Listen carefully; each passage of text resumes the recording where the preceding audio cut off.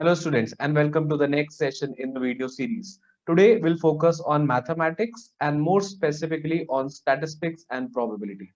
Now, statistics, as you all know, and I've repeated it many times, is of very high relevance. Why? It's not only from an exam point of view that you have learned it in class 8, you have learned it in class 9, now you'll be learning it in class 10th, 11th and 12th. But even if you opt for commerce, even if you opt for science, whatever mathematics you opt, stats will always be an integral part of your life. Tomorrow, let's say you start your own business, or let's say you work in an organization, stats will be highly useful. How to calculate mean, median, mode, how do you look at frequencies, how do you look at data, how do you collect data, how do you organize data, and eventually how do you make decisions based on that data is a very highly skilled job as of now. So it's very important that you lay the right emphasis and the right focus on stats and give it its due beauty. So the point is not to shrug it, not to leave it, but the point is to overcome the fear of statistics with high practice and doing questions on a day-to-day basis. So we'll jump onto the questions now. Instructions remain the same. You will see the questions on the screen. So now the question is one by one. You can pause and attempt the questions first.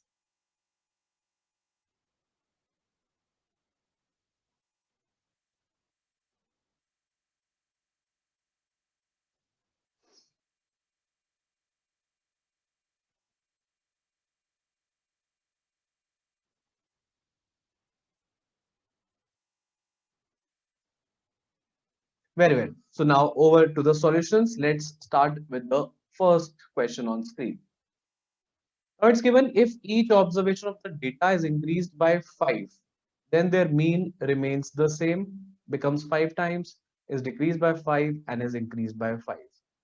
If each observation of the data is increased by 5. Now, a lot of you get confused whether it will be plus 5 or whether it will be multiplied by 5. It is increased. That means there is an increment, addition of 5. So what is the formula first of all for finding mean? Let's write it down. Sum of all observations. So can I say x1 plus x2 and so on so forth till xn whole divided by number of observations, which is n in this case. Clear so far? Now let's see, it's asking you to do each and every observation is increased by 5 now. So x bar becomes the new mean, correct? So this is the new mean x1 plus 5 plus x2 plus 5 plus similarly the third term will also be increased by 5 and so on and so forth eventually till the final term is also increased by 5 whole divided by n number of observations remain the same. It's just that each and every observation is increased by 5. Now, if we let's say mark this as the old mean, everyone, and this is the new mean. Now, can I separate this x1, x2, x3, x4 till x1, xn? Can I bring all of them together at one place? So my new mean becomes x1 plus x2 till xn. I'm bringing everything together. I'm collating the data. And now you have 5, 5, 5, 5. Correct? So for each term, that means n terms, you have 5 n times. So let's say if you have 5 one time, that will give you 5. If you have 5 two times, that will give you 5 into 2, 10. If you have 5 three times, that will give you 5 into 3, which is 15, basically 5 plus 5 plus 5, correct? But if you have 5 n times, will it give you 5 times n, correct? Because n is that integer value, correct? That means the number of observations. So basically, if you add 3 observations, for example, x1, x2, x3, then it will be 5 into 3, obviously. If you have 2 observations, then it will be 5 into 2. If you had 1 observation, 5 into 1. Similarly, if you have n observations, that will give you 5 into n whole divided by n. Now, if you have whole divided by n, can I separate the terms? So this is how I will write it first of all.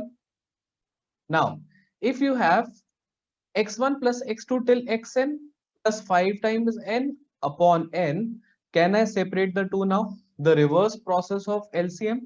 So this can be separate, and then 5n upon 5 can also be separated. Just like, let's say if you do 2 plus 3 whole divided by 5, I can write it 2 by 5 plus 3 by 5. Similar is the thing that I am doing here as well. So if I say x1 plus x2 till xn divided by n, what is this? Is this my old mean, everyone? Because that's from the first equation. And 5n upon n will give me how much? N, say n, I can cut. That will give me only 5. So now my new mean becomes old mean, because I'm substituting the value from the first equation, plus 5n upon n. So n and n goes away. That means my new mean will be old mean plus 5. That means my new mean is increased by a value of 5, and hence option D is the correct answer. So slightly calculations might be tricky, but the question is very easy. So this is how you need to apply it. The mean of 100 observations is 50 now.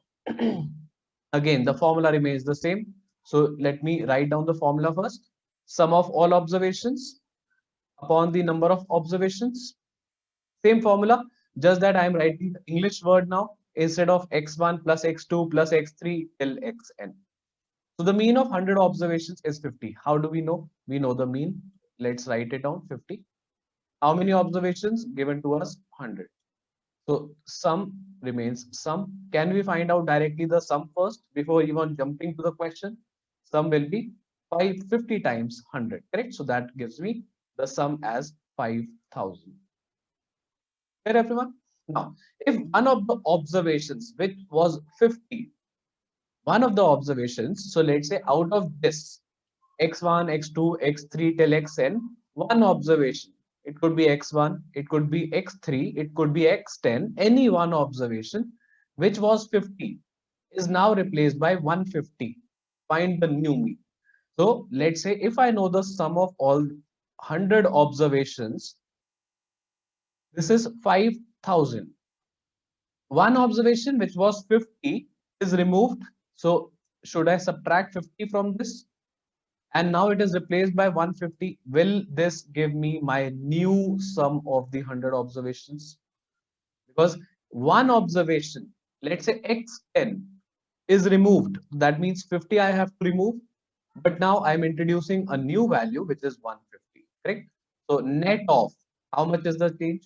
5,000 plus 100. That means 50, 100 is the new sum as of now. Correct? Because I'm increasing 150 and decreasing 50. That means the net addition is 100. 50, 100 is my new sum. What is the resulting mean now? New mean. Correct? Formula remains the same. Will be sum. New sum is 50, 100. Number of observations remains the same, which is 100. That means 51 is my new. Correct? So I had a previous mean of 50, but now I have a new mean, which is 51, just by changing one observation. That's it. As simple as that. Next question. If the mean of following data is 20.2, find the value of P. Now, table given, remember the questions. If we are given X, which is the value, and we are given the frequencies. So again, we have to use a slight modification of the mean formula. X bar is what? Summation fi xi. Remember the things, concepts that we discussed in the classes upon summation fi. Summation, I am sure all of you know by now, is the net addition, cumulative sum, right? So first of all, let's find fi xi. So I'm drawing a new row.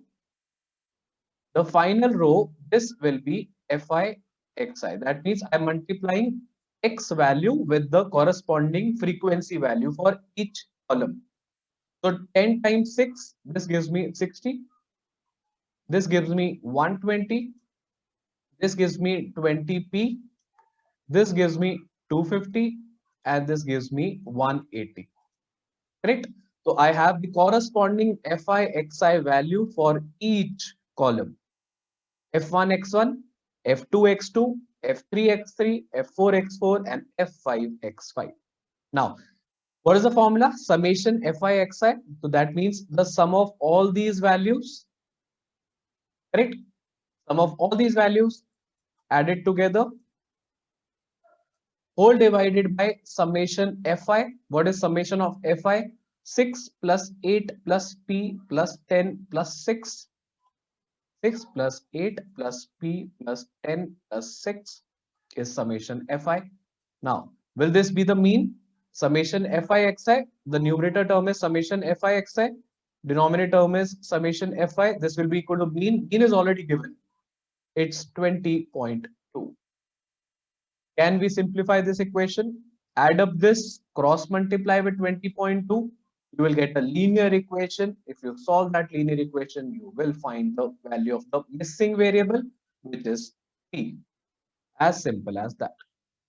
So I'm assuming the concept remains the same. This is a concept that we have discussed in the sessions also, but now it is getting revised once again.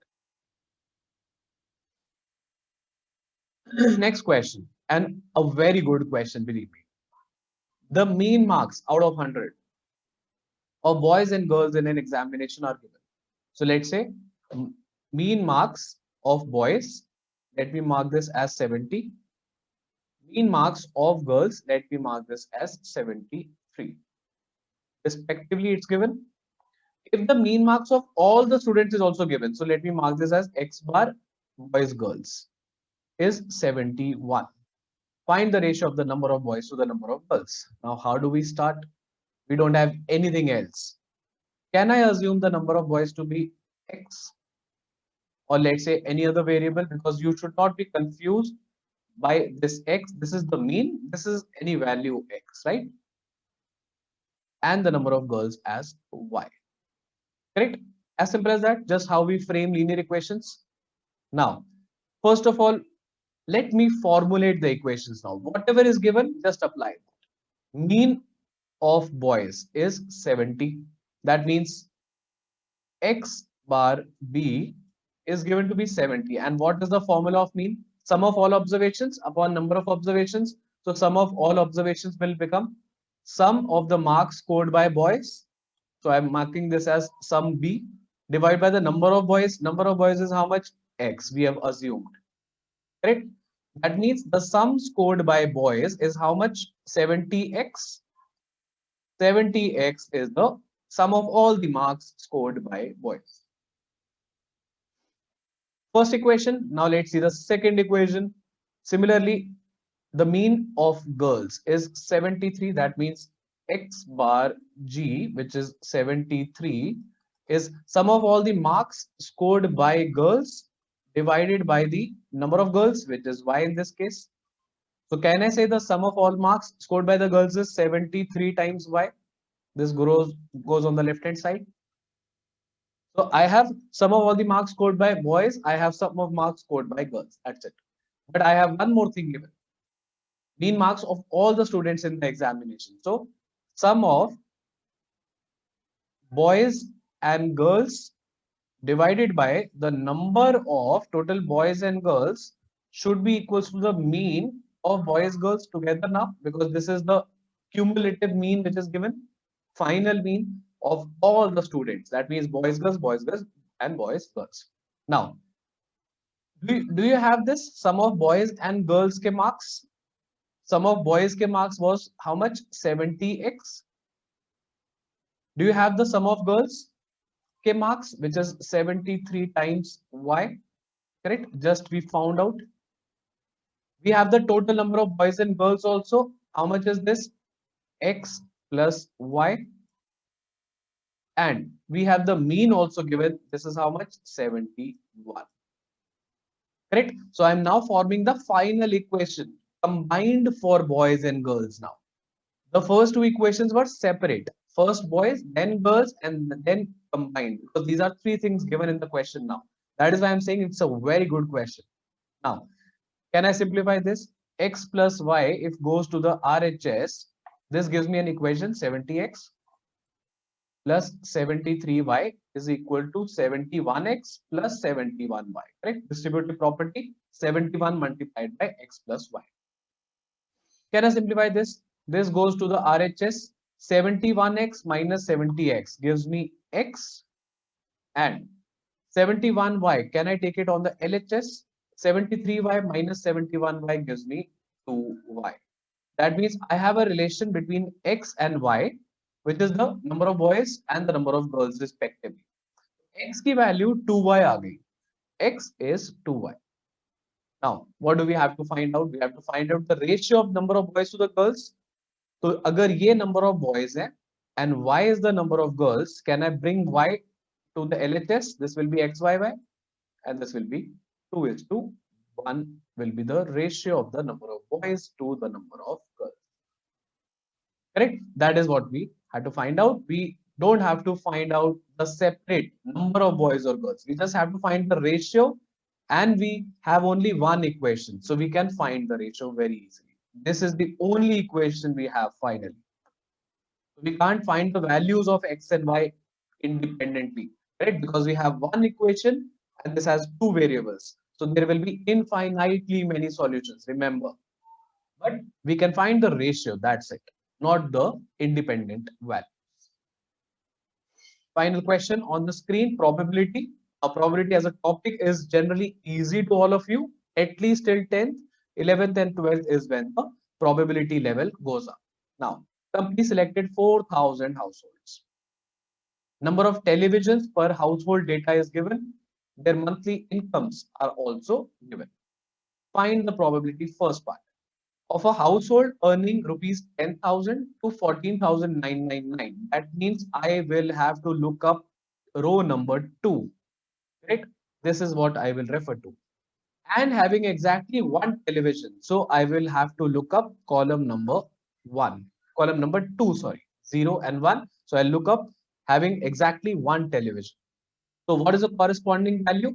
10,000 to 14,099 and one television. That means 240 families are such which lie in the income category of 10,000 to 15,000 approximately and have only one television at home. That means 240 will be my favorable outcomes in this case. Remember the formula.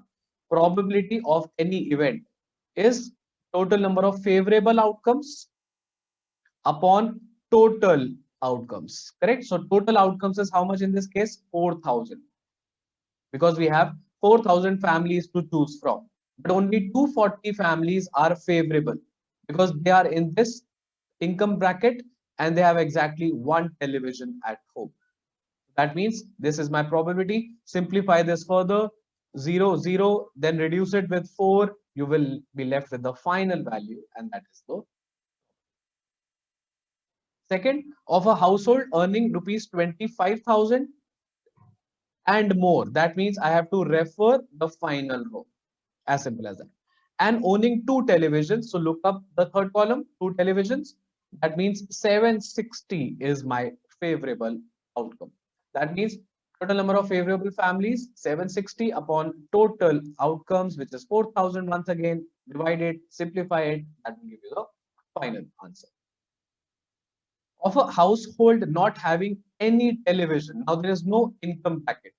That means all 4-5 rows are valid. That means, but not having any television means I will cancel out 1, 2, and above 2 families. That means I will only look up the first column, right? That means 20 plus 10 plus 0 plus 0 plus 0. That gives me 30 families which don't have any television at home, irrespective of the monthly income. That's not mentioned. Upon total households, 4,000, 30 by 4,000, cancel out, 3 by 400 will give you the final probability of this. So I'm assuming probability is clear, but now important steps. First of all, before jumping onto the solution, you will write the steps. That means probability of any event is the number of favorable outcomes upon number of total outcomes. Then you will go to the first part. You will find the number of favorable outcomes, number of total outcomes, and divide it. That will be the first part. Then second part, again, you will tell the number of favorable outcomes, number of total outcomes, and then divide it. Part C, same, number of favorable outcomes, number of total outcomes, and then eventually you will solve. So that is how you will ensure that steps marks don't go away. So that is it for today. We stop here. I'm assuming the questions are crystal clear to you. Even if you have doubts, you may take doubts. But the point is, look at the solutions at least twice, thrice to be very, very thorough with the solutions. So till then, we stop here. Thank you very much for watching.